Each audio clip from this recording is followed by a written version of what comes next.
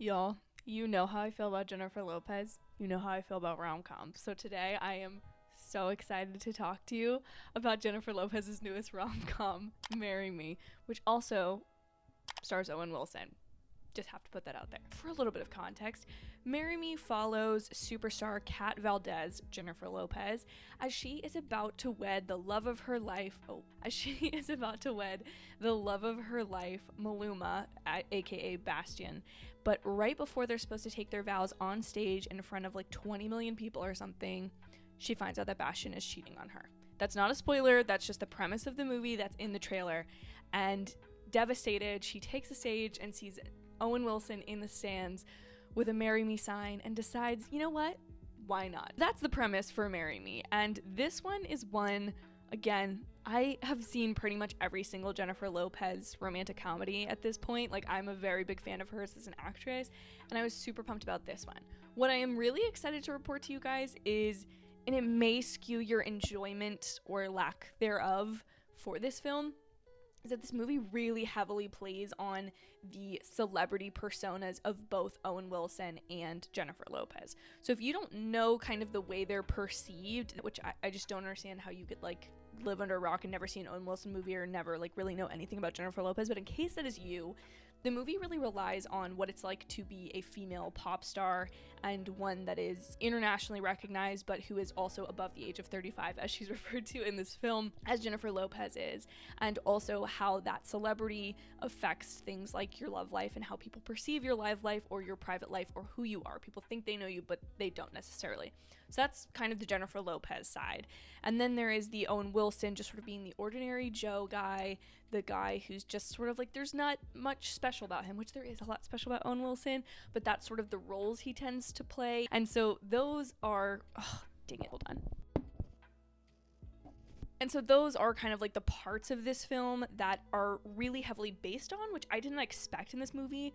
But as I have said before, maybe not on camera, so I'll say it now, I think there's something about rom-coms that just gets easily dismissed because they're romantic, cheesy movies. They're not like usually up for a lot of awards. They're there to make the studios money and to, you know, get girls around Valentine's Day, let's be honest. What I think a lot of them have that kind of gets ignored, and I might do an in-depth video about this in the weeks to come, is that there's usually some type of subplot or message that is like just beneath the surface of these movies that if you're paying enough attention you can find, but that like if you just dismiss these films outright you're gonna miss. And what I thought was the really, really cool thing that this film explored was the look at how celebrities, specifically women like Jennifer Lopez, are treated when they're in the spotlight or make decisions that seem irrational. Of course, marrying a stranger on stage in front of millions of people is a pretty irrational decision. However, there's this like press conference scene where some things go down and Jennifer Lopez's character, Kat, is basically explaining what it feels like to be in her position. And you can't help but feel like it's coming from Jennifer Lopez's mouth and mind and spirit just a little bit, which is why she's like perfect for this role. And you also get the Owen Wilson type who is not used to being in the spotlight, who contrasts with that really nicely, not only for the sake of the film's like opposites attract vibe, but for the fact that Owen Wilson seems to be a very private person. There's not much known about him, his personal life. He doesn't have social media, at least that I'm aware of. So there's certain things like that these contrast really nicely to both in the world of the film and in the world where we think of these celebrity personas. That kind of parallels nicely. So that was something I feel like this film might get dismissed on that I thought was honestly really deep and interesting. Now, there are some parts of this film that I was not crazy about, despite the fact that I love a good rom-com. There's this really strange fishbowl lens used, and it's not fishbowl in the sense that it's not like a curved lens, but there's something where the focus is just like a circle. So imagine there was a circle around my face, and then things that were going on in any other part of the frame are sort of blurred or like cut off. There's a couple scenes where there's like two characters in the frame, but one of them is in that blurred part, even though they're having a conversation, and it just kind of looks sloppy. So from that point of view, maybe not the best cinematography.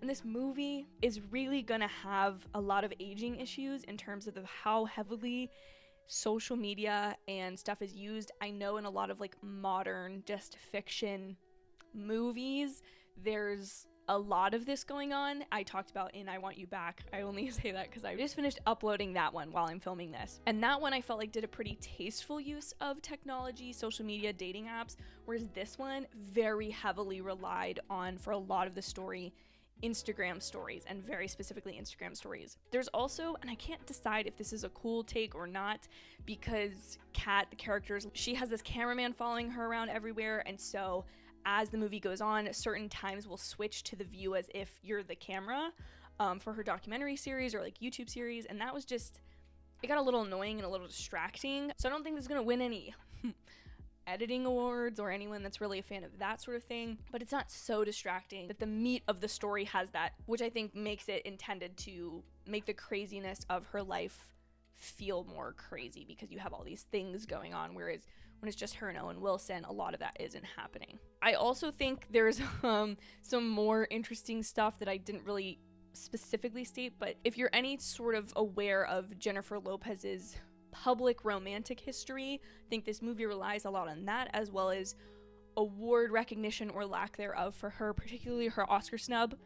Maybe that was just me taking that strong part of my personality and putting that into this film and putting it onto it and saying this is what they're talking about, but just something interesting. The main thing I want to talk about, because it's like my main critique of the movie, in the very important scene in the beginning, the inciting incident, as we like to call it in the film community, the stuff that's going to make today different or going to set the story on a trajectory is what's the inciting incident. Of course, the inciting incident of this film is when she chooses to marry Owen Wilson. There's a couple things that happen in that scene that, although I can get on board with the like illogical premise of like a celebrity marrying someone they've never met, you have to have logic built into why they're making that irrational decision. Then I wait for this car to pass. For example, they say they're getting married in front of a 5,000 person venue, and this looks like it's supposed to be like a stadium tour, yet they're in like a pretty small venue. And then I don't know how they're coming up with the number of like 20 million people are gonna watch this. I guess they're just extrapolating those numbers, but it was something like, if you're gonna have these numbers repeated in a movie, make it make sense for me, you know? Like, you wrote it, make it make sense. Then there is J-Lo's character's manager, who is played by Sam from Game of Thrones. I don't know the actor's name, I just always think of him and see him and go, Sam, it's Sam. When they're finding out what's going on, he pulls her away from Bastion, as if to say, no, sir, you do not get to be near her or whatever, but he brings her to the stage to go back up and then be publicly mortified in front of all of these people. But you did this for what? Like, it's like he won't let her go with Bastion, but then he's gonna let her go on stage and marry him anyways. Like, I don't know, and it doesn't seem like it's an accident, so that was a weird thing. And then all of the people in the audience, when Bastion is performing, they get a tweet or a notification saying like the news is breaking that Bastion cheated on her, and they all like stop cheering. Yet then they're like mad at her for like marrying Owen Wilson on stage and dumping Maluma, but it's like literally 5 minutes earlier they were, I don't know, there's just some parts in that scene, for it to be what the whole movie is kind of hinged on, that's a little like, are you guys sure? Did you really think this through, you know? Other than that, though, the chemistry really clicks in the second half of the movie after the midpoint. Obviously, it's a little bit of a slow burn because they're literally strangers. There's a really nice synergistic display of all of NBC Universal's properties. E! Network is in there. Jimmy Fallon is there multiple times in the movie. The Tonight Show and The Today Show are not only referenced, but there are certain scenes that take place with those shows. So, I mean, gotta give it up for horizontal integration across the board. They said, let's do it for this movie. Let's do it. I think I've been getting really into books lately, and if I see that there's a lot of tropes or like things that books have that people will denote. So if you like fake dating situation or an opposites attract, that's this movie. Is it gonna be like the greatest rom-com ever? No, not really. Overall, I would recommend this one to Jennifer Lopez fans, to Owen Wilson fans, and to romantic comedy fans in general. It's not gonna really win, I think, anyone beyond that.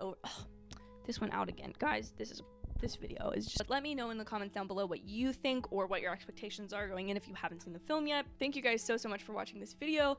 If you did enjoy it and want to see more movie reviews, please be sure to hit the subscribe button down below because I love doing these reviews. Have a lovely Friday and Valentine's Day weekend, and I will see you all in my very next video.